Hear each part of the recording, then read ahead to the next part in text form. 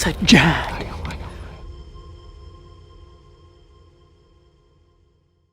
This episode is powered by J.B. Clark Oil Company. Hey y'all, I'm Tim Knight with Bipolar Broadheads, and today is January the 30th, 2021.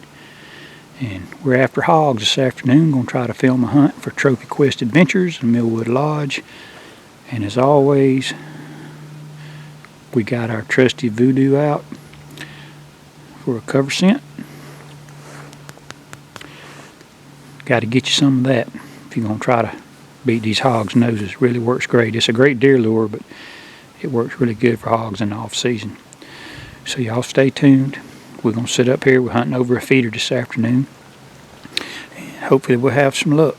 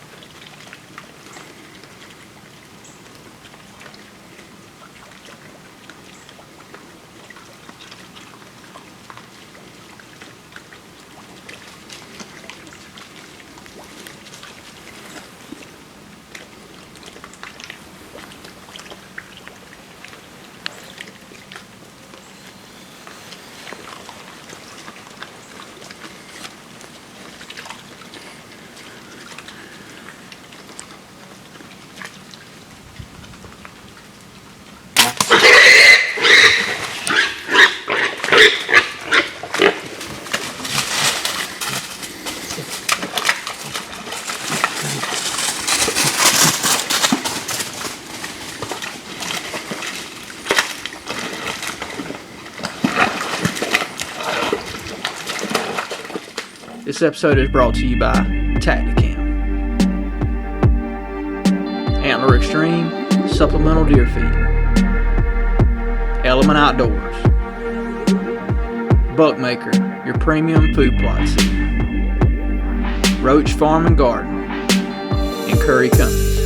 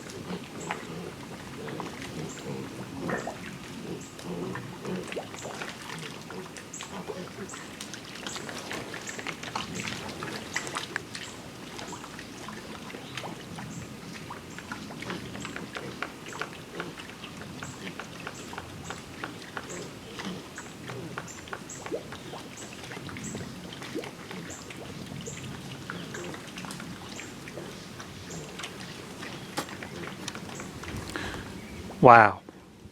Dan, did y'all see that? That was pretty cool.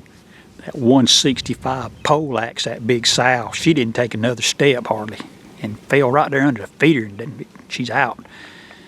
Left oh man, the blood sign is just crazy in that mud. And then some more hogs come in here, and I just videoed them along with a big old pretty boar hog.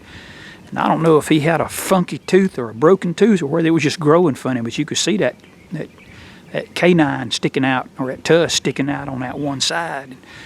He got a pass. So there's lots of hogs in this swamp. I hadn't been in the stand 30 minutes. This show will air probably sometime in the near future on my son's video page, Genesis Archer.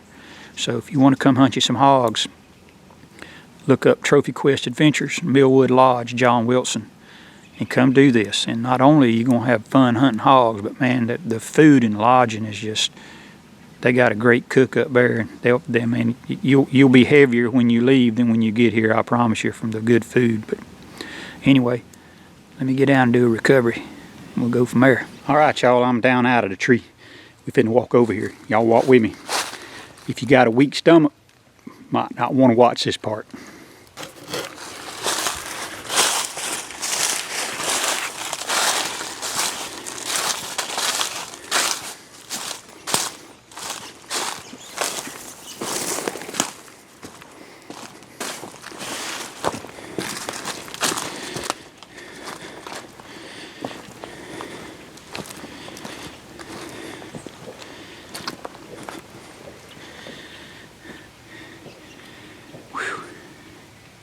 That's a big old sow right there, and that's my broadhead sticking out right there. Sure is. All right.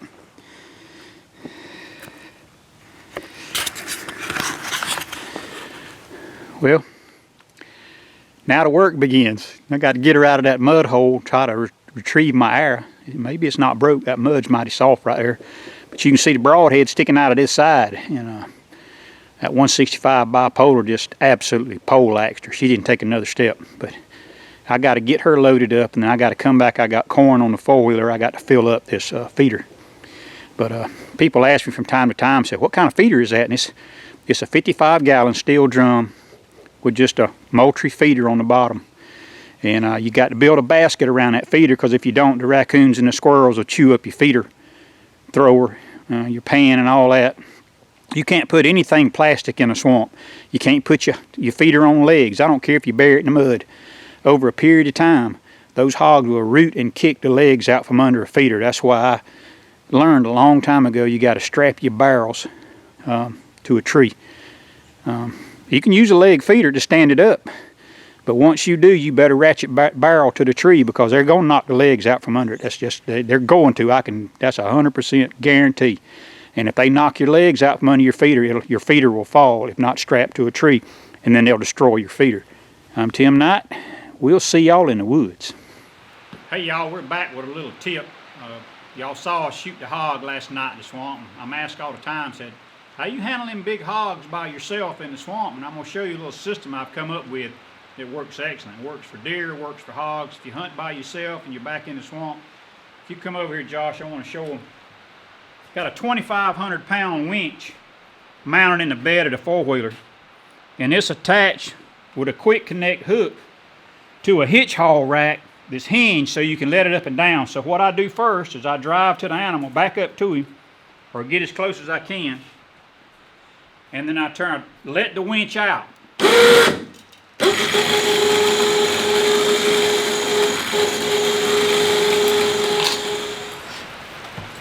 I go around his neck,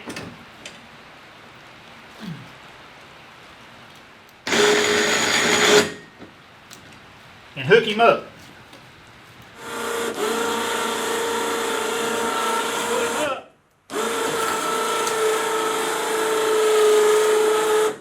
And once I get him to right there, all I got to do is grab his back legs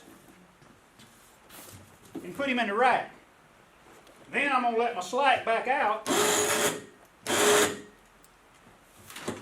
And I want to put the feet out the back, because I want the feet sticking up when I pull him up. It's just a simple method, or a simple process then. disconnect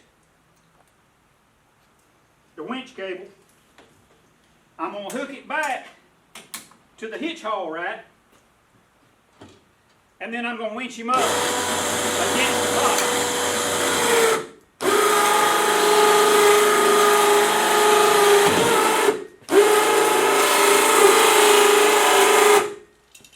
And once he's up against the box, then I can go anywhere with him. Instead of him sticking out back with all that leverage, I've loaded it with very little effort. You saw that. That'll work on the biggest deer or the biggest hog. I also have, you notice if you're working in the dark, I've added this nice light bar. Lights up the whole area. It's about, I think that thing's about 2,000 lumens, but it'll light up the world. And I can adjust it up and down. So if I'm working on the rack or gutting the animal, I can see what I'm doing. You notice here, I've got a backup battery mounted in my bed, and that's exactly what it's for, is a backup. In case you ever have battery failure and you're way back in the swamp, it ain't no fun walking. And I'm a firm believer in a Scout motto, be prepared. So having a backup battery system is a must. So just thought I'd share those few tips with you, and we'll see y'all next time on the next episode of Genesis Archer.